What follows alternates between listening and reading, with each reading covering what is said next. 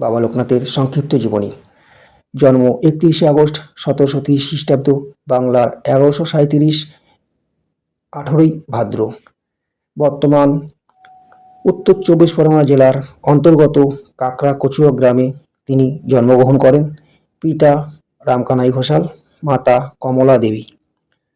11 বছর বয়সে বাবার উপনয়নের পর বাল্যবন্ধু বিনু যাদব ও বাবা লোকনাথ গুরু ভগবান গাঙ্গুলির হাত ধরে সন্ন্যাস গ্রহণ করেন।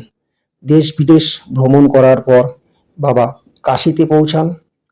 সেখানে গিয়ে দেখা হন কাশীর চলমান শিব তৈলঙ্গ স্বামীর সাথে। গুরু ভগবান গাঙ্গুলি বার্ধক্যজনিত কারণে তৈলঙ্গ স্বামীর হাতে 2 শিষ্যকে তুলে দিয়ে তিনি মণিকর্ণিকা ঘাটে দেহত্যাগ করেন এবং তৈলঙ্গ স্বামীর সাথে তেনারা হিমালয় পর্বতে চলে যান। সেখানে দীর্ঘ বছর তপস্যার পর বাবা চলে যান বাংলাদেশের চন্দ্রনাথ পাহাড় এবং বিনু যাদব চলে আসেন ভারতের আসাম রাজ্যের কামাখ্যা অঞ্চলে।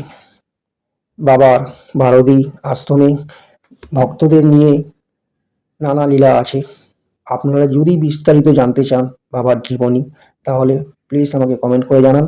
আর যদি ঘটনাটি ভালো লাগে তাহলে সাবস্ক্রাইব করতে ভুলবেন না।